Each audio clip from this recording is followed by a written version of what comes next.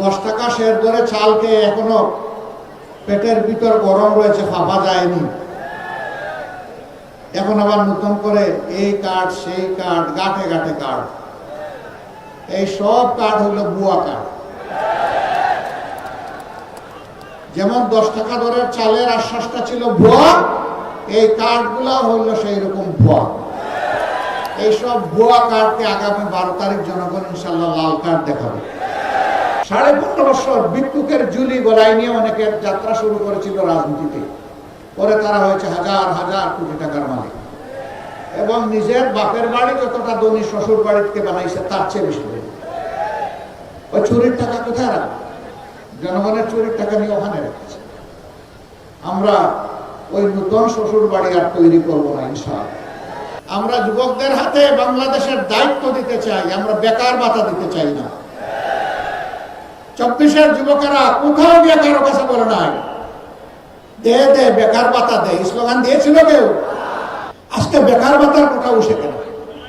আমি মনে করি যে সন্তানেরা সেদিন চিৎকার দিয়ে বলেছিল আমাদের অধিকার দাও, আমাদের হাতে আমাদের ন্যায্য কাজ তুলে দাও, তাদেরকে বেকার ভাতা কথা বলার মানেই হচ্ছে যুব সমাজকে অপমান করা।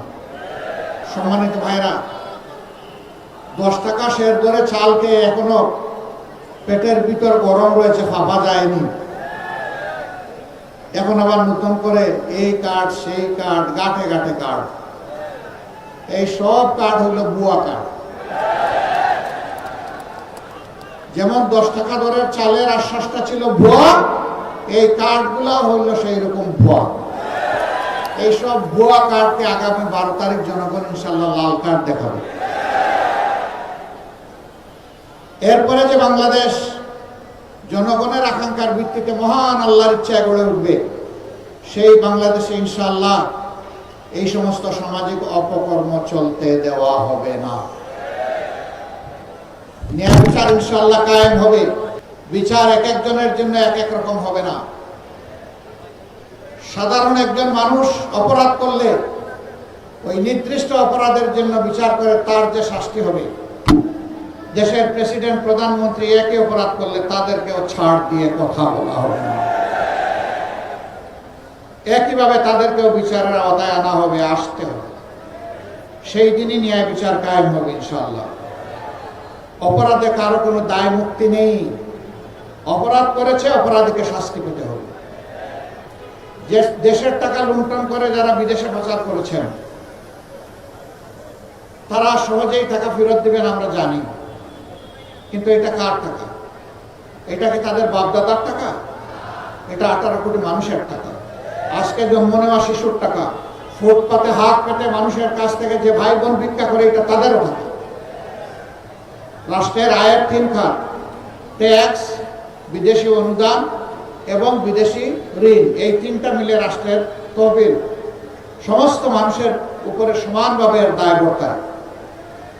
আমরা কথা দিচ্ছি ইনশাআল্লাহ, যদি 13 তারিখ থেকে নতুন বাংলাদেশ হয়, তাহলে নতুন বাংলাদেশের এই প্রাপ্য 16 আনা আদায় করার জন্য সর্বাত্মক লড়াই চালাবো।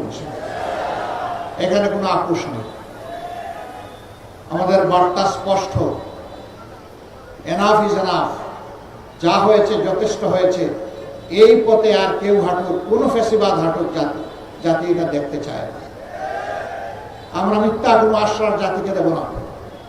কিন্তু একটা কথা আল্লাহ তাআলাকে সাক্ষী রেখে বলবো, বাংলাদেশের মানুষের জীবন, সম্পদ এবং ইজ্জত, এই 3টার হবো ইনশাআল্লাহ আমরা পাহারাদার। এদেশের মালিক হব না, জনগণের সেবক হব। আর প্রতি বছর জনপ্রতিনিধিরা তাদের পারিবারিক সদস্যদের সহ জাতির সামনে তাদের সম্পদ বিবরণী পেশ করতে বাধ্য হবে। 15.5 বছর ভিক্ষুকের ঝুলি গলায় নিয়ে অনেকের যাত্রা শুরু করেছিল রাজনীতিতে। পরে তারা হয়েছে হাজার হাজার কোটি টাকার মালিক, এবং নিজের বাপের বাড়ি যতটা ধনী শ্বশুর বাড়িতে বানাইছে তার চেয়ে বেশি। ওই চুরির টাকা কোথায় রাখবে? জনগণের চুরির টাকা নিয়ে ওখানে রেখেছে। আমরা ওই নতুন শ্বশুর বাড়ি আর তৈরি করবো না ইনশাআল্লাহ।